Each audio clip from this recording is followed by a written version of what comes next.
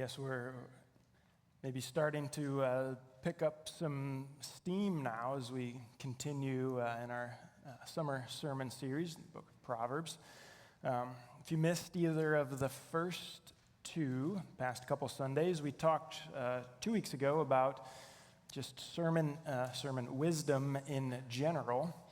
I noted that God is the source of wisdom. We noted that both wisdom and folly call out to us, right? Both call to us, turn here into this house. And we noted that it's our decision whether we will heed the call of wisdom or heed the call of folly. And then last Sunday, we started into the first of the specific topics that we'll look at in Proverbs. And so we looked at friendship last week. There's much wisdom given to us in Proverbs that has the potential to impact our friendships in great ways if we will heed what God tells us there. Well, as we continue on today, the next topic for examination is marriage. And Proverbs, like many other places in Scripture, has much to say about marriage, both the purposes of marriage and the things that we ought to know as we participate in marriage. And so in thinking about that topic, I want to start this morning in the passage that Dusty read for us earlier, because any discussion on marriage really needs to be grounded in the foundation that's spoken of in Ephesians chapter 5. In that section, Paul does give us some helpful wisdom regarding love and respect and submission, but it is the nature of marriage that he talks about that is the foundational thing that we have to build this discussion upon. Marriage is meant to be a visible, tangible display of the relationship between Jesus and his church, his bride. So both husbands and wives ought to live in such a way that relationship between Christ and his church takes center stage. And that allows the ones who are married to experience and understand God in deeper ways as they relate to one another. It allows the church body to experience and understand God in deeper ways as they witness the marriage relationships within the church. And it allows the world to experience and understand God in deeper ways as followers of Jesus live out their relationships for all to see. Now, in this discussion, it is not to sideline or diminish the ways in which we also experience God and in which God is also revealed to us through singleness or widowhood or being engaged or any other situations, right? As Paul writes in 1 Corinthians 7, there is great value in each of those situations in life.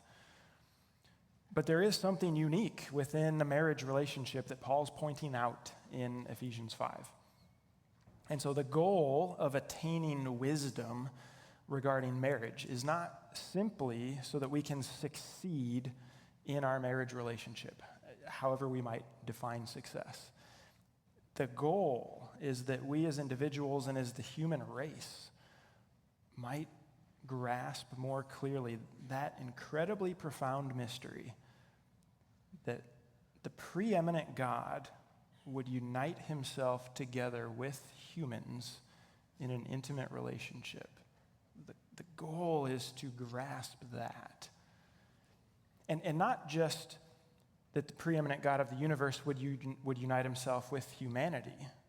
We think about the incarnation, Son of God becoming human. Yes, there's that. But unite together with humans. Not just unite together with humanity, but unite together with humans. It's incredible.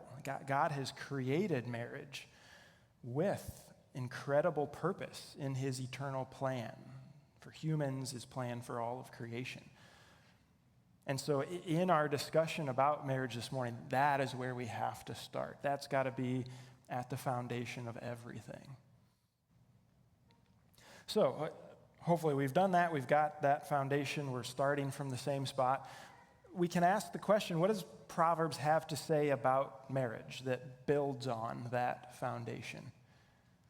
But before we seek to answer that question, I just want to pause a moment to consider some of the irony of that question. So the book of Proverbs begins with the note that these Proverbs come to us by way of Solomon, king of Israel. Now, some of the Proverbs at the end of the book are credited to different people, but the vast majority are connected with Solomon.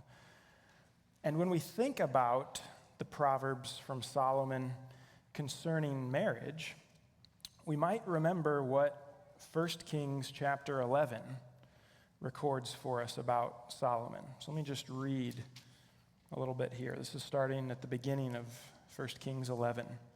It says, "Now King Solomon loved many foreign women, along with the daughter of Pharaoh, Moabite, Ammonite, Edomite, Sidonian, and Hittite women, from the nations concerning which the Lord had said to the people of Israel, 'You shall not enter into marriage with them, neither shall they with you, for surely they will turn your heart after other gods.' Solomon clung to these in love. He had 700 wives who were princesses and 300 concubines, and his wives turned away his heart. For when Solomon was old, his wives turned away his heart after other gods, and his heart was not wholly true to the Lord his God, as was the heart of David his father. For Solomon went after Ashtoreth, the goddess of the Sidonians, and after Milcom, the abomination of the Ammonites. So Solomon did what was evil in the sight of the Lord, and did not wholly follow the Lord, as David his father had done. Then Solomon built a high place for Chemosh, the abomination of Moab, and for Molech, the abomination of the Ammonites, on the mountain east of Jerusalem. And so he did for all his foreign wives, who made offerings and sacrifices to their gods." And it's from his pen that we get these words of wisdom regarding marriage. I think there's two ways maybe to look at that. One, since Solomon was connected to 1,000 women, he knows what he's talking about when it comes to marriage. Or, since Solomon was connected to 1,000 women, we ought to look somewhere else for wisdom about marriage. I think you could come down on either one of those, but we can't forget that the wisdom contained in Proverbs is not wisdom from the mind and heart of Solomon. Rather, it's wisdom from the mind and heart of God that's communicated to us through Solomon. So yes, the container delivering that wisdom is not perfect. And what's true of Solomon is true of your pastor this morning as well. But the trustworthiness and the truthfulness of that wisdom is not degraded as the result of that reality. So even though fault can be found with Solomon's life, we still do well to heed the wisdom given to us in Proverbs about marriage. So while there's irony to it, it's still good for us to recognize where that wisdom comes from and why it's worth reading, even though it's from Solomon's pen. So, again, we can ask the question, what does Proverbs say about marriage? What does God communicate to us through Solomon? And I want to look this morning at two expectations that Proverbs has about marriage, and then two general ways in which general wisdom in Proverbs should be applied to our marriages. So two expectations first. The first expectation Proverbs has is that marriage is something to be enjoyed. It is a blessing. Listen to this simple statement from Proverbs chapter 18, verse 22. It says, "He who finds a wife finds a good thing and obtains favor from the Lord." Now, these Proverbs are written from the perspective of Solomon, so it's about a man finding a wife, but the principle applies in both directions. We can also say, "She who finds a husband finds a good thing." marriage is something to be enjoyed. Contrary to the way it can be depicted in movies or books or even based on our own experience at times, finding a spouse, entering into marriage is a good thing and is a favorable gift from our loving God. And again, I want to emphasize, Paul draws our attention to the goodness of other relational situations as well. So it's not saying marriage is good, anything else is bad. That's not it. But in our present society, where marriage can be viewed as restrictive or a waste of time or more trouble than it's worth, God speaks differently about marriage. Not only is it an avenue where he reveals himself to us, like we were talking about earlier, Ephesians 5, but in and of itself, marriage is a good blessing that leads to joy. In Ecclesiastes chapter 9, verse 9, we read this statement, "Enjoy life with the wife whom you love, all the days of your vain life that he's given you under the sun, because that is your portion in life and in your toil at which you toil under the sun." That wasn't spoken by a bitter husband who looked at his situation and said, well, married life stinks, but I might as well make the best of it because I'm stuck. That is not the perspective here. It was spoken by someone who saw the realities of life, hardship and all, and recognized that marriage was one of those areas where blessing from God bursts through, brings joy to those who enter into it. In Proverbs chapter 5, Solomon speaks about physical pleasure associated with marriage. The book Song of Solomon does that as well. But in addition to physical pleasure, there's relational and emotional and familial and spiritual joy that ought to be our expectation of marriage. So I think we could say those of us who are married, maybe we should ask ourselves, do we wake up each day and view our husband or our wife as a source of joy given to us by God? And if not, we probably should. We should. That person is the favor from the Lord upon us.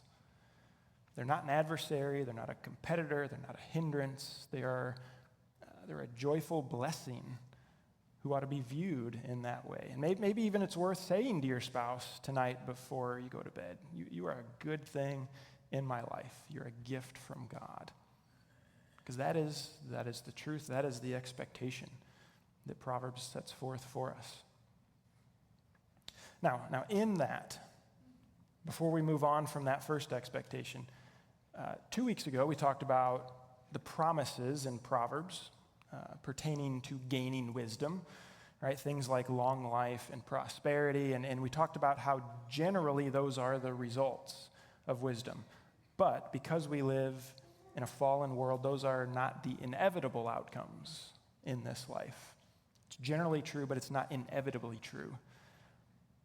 And I think we ought to say a similar thing about marriage. Because we live in a fallen world, some people experience incredible struggle in marriage due to the presence of abuse or neglect or marital unfaithfulness. Some of us have those situations as part of our own stories. And while reconciliation and transformation should always be our hope, and it is always possible in God, the Bible doesn't command us to put a smile on our face and pretend like there is great enjoyment when there isn't. In fact, allowances are even made for divorce in the situations I just mentioned. And incredible wisdom is needed in such situations. And a sermon's probably not the place to dive into the specifics of every individual situation like that. But a marriage is meant to be a joyful blessing from God. But in our sinfulness, we have the potential to turn it into something far different. And if that's where you find yourself currently, if you'd say, Aaron, I would love to enjoy marriage, but that's not the reality right now. I strongly encourage you, seek wise counsel, seek support in that. I will walk with you through that. I know many others in the church would do the same. We're in a fallen world, and so we experience the effects of that fallenness, and it applies to marriage as well. But seek support in that. Seek wise counsel. Pursue Christ in that above all.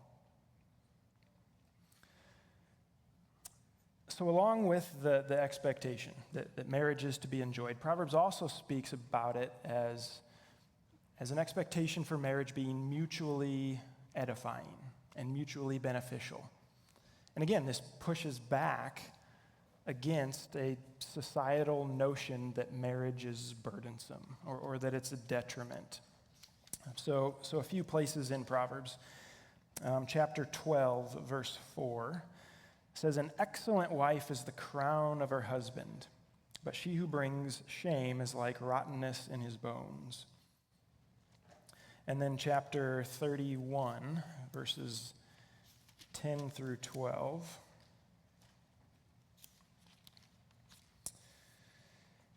Says, "An excellent wife who can find? She's far more precious than jewels.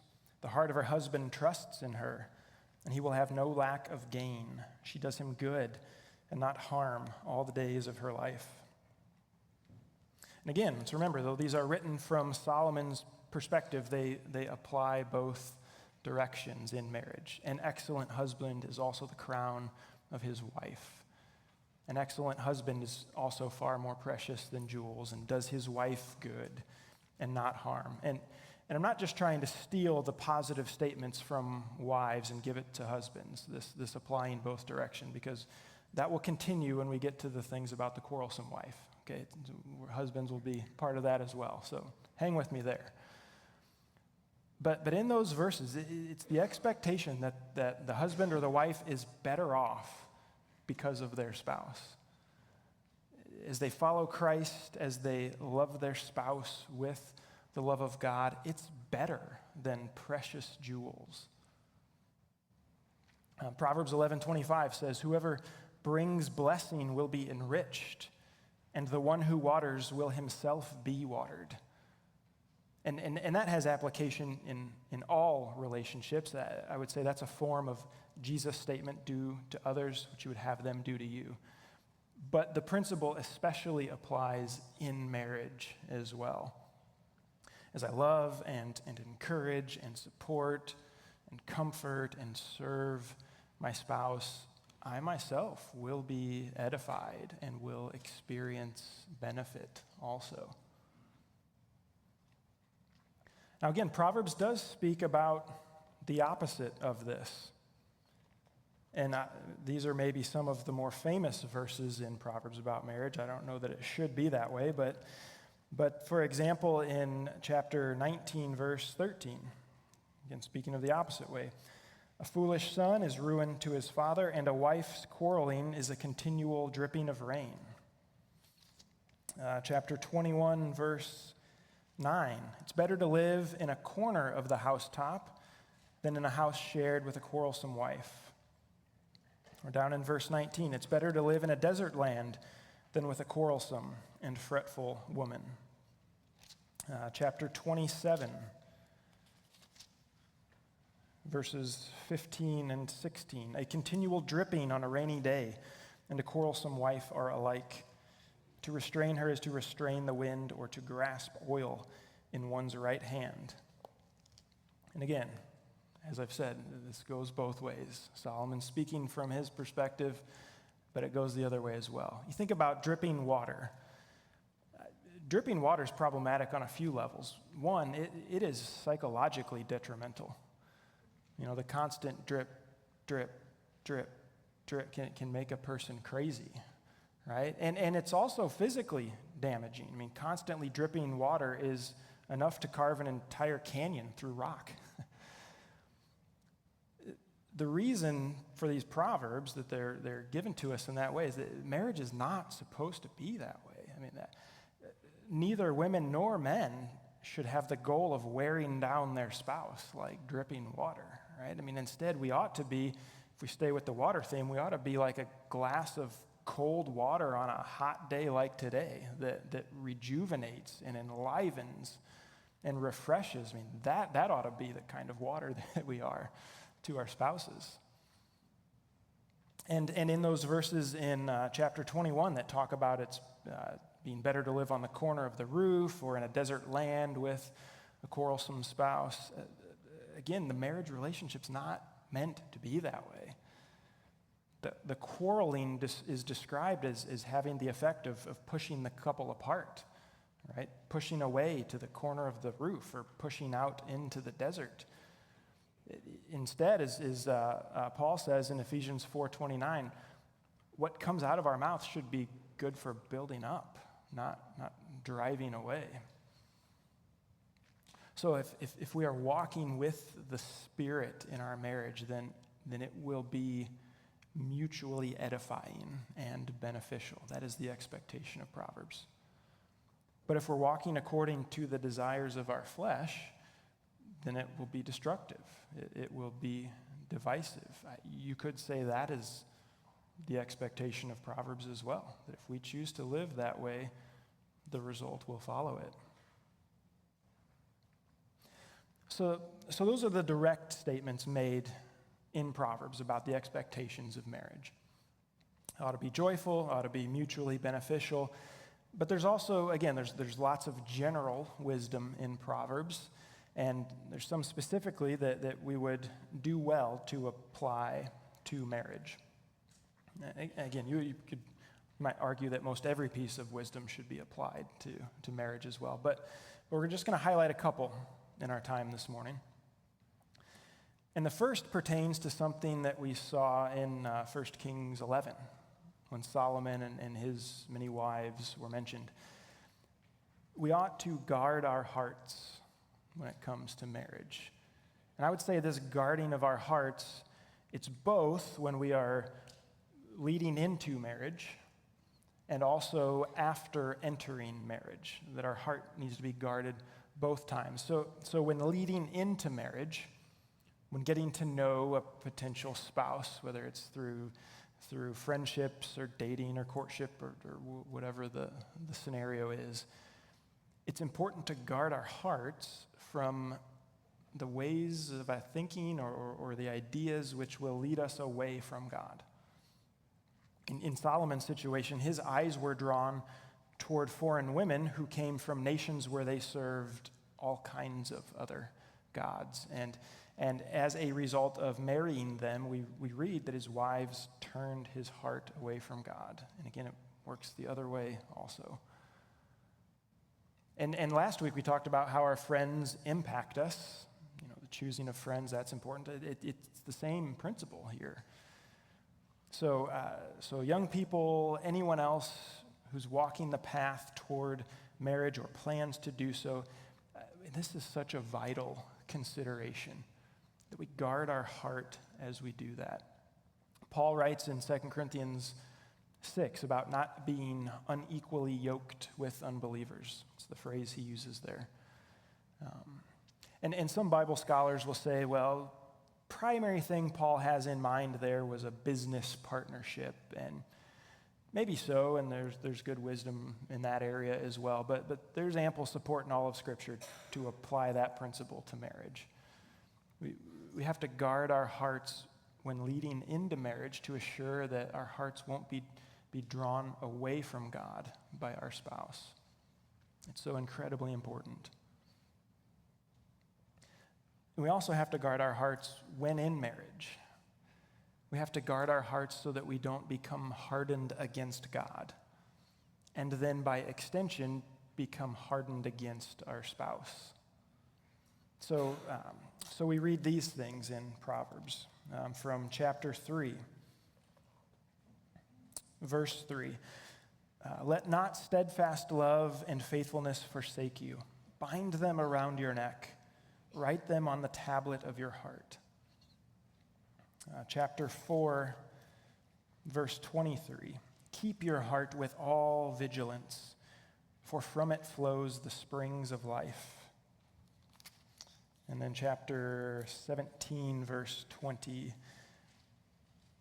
says, "A man of crooked heart does not discover good, and one with a dishonest tongue falls into calamity." As followers of Jesus, we must daily submit ourselves to God and to his work in our lives and in our hearts. If we neglect him, if we neglect God and God's ways, if we reject his work, we can find ourselves becoming harder and harder, find our heart becoming harder and harder with the passage of time. And as our hearts become harder and harder toward God, we will find them becoming harder and harder toward our spouse as well. And it makes perfect sense. I mean, if we go back to our spouse being a gift from God, if our marriage is meant to reflect God's relationship with us, then it makes sense that as we become hardened toward God, we become hardened toward our spouse also. Our own sinfulness, the fallenness of the world around us, the temptation of Satan in our lives, it's all going to work together to attempt to harden our hearts. So we have to guard our hearts by opening ourselves daily to God, to his steadfast love for us. Jesus states in Luke chapter 6, "Out of the abundance of the heart, the mouth speaks."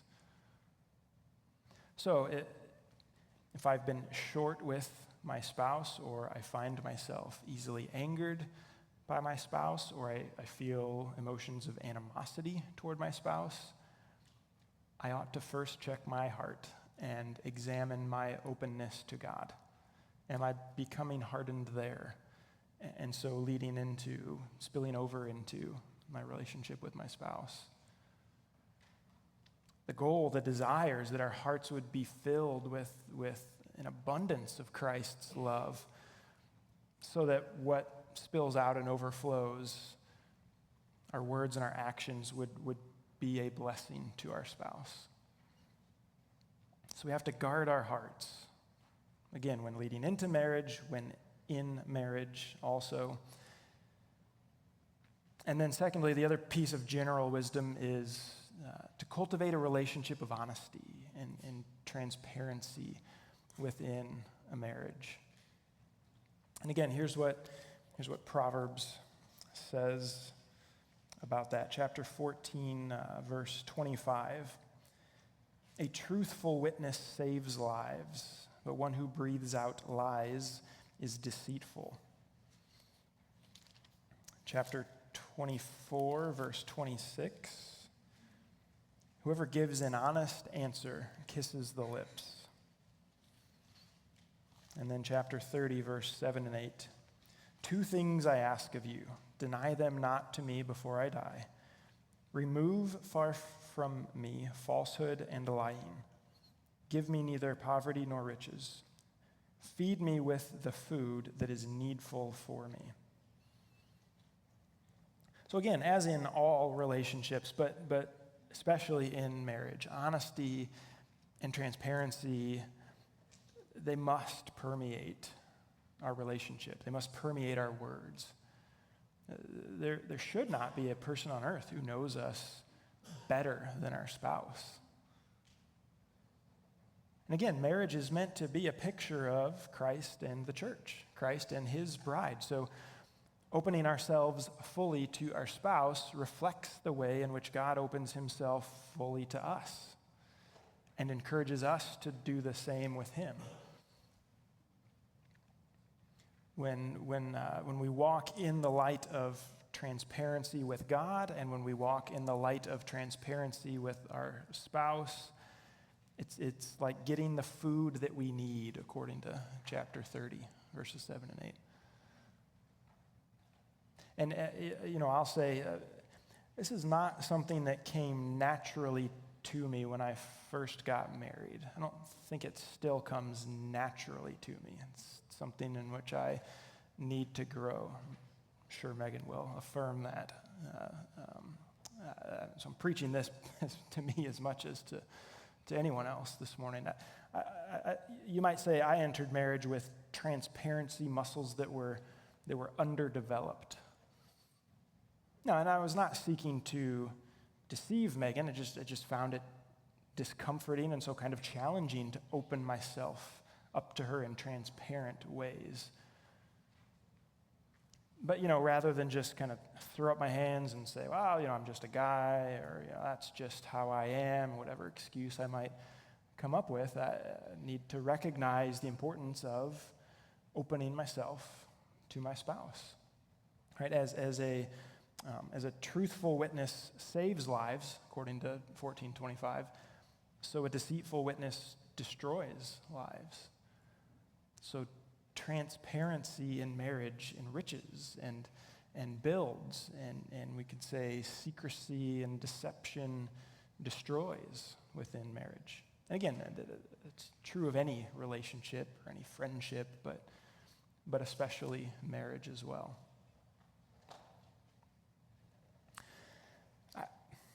I would say without a doubt, spending a single sermon on marriage wisdom is inadequate. And I don't think a person ever gets to the place where they have marriage all figured out anyway. But my prayer this morning is that we're given a good glimpse of what marriage is intended to be. Because again, this is a creation of God.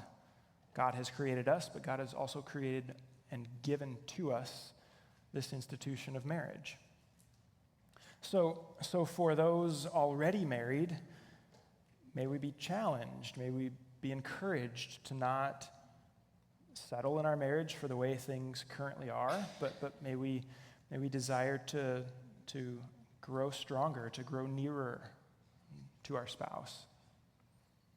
And maybe just as an advertisement for a way to do that, a couple of years ago, Megan and I attended a Weekend to Remember conference. I know there's many in here that have as well. Roger and Sharon used to be real heavily involved in those and could probably tell you all you wanted to know about it.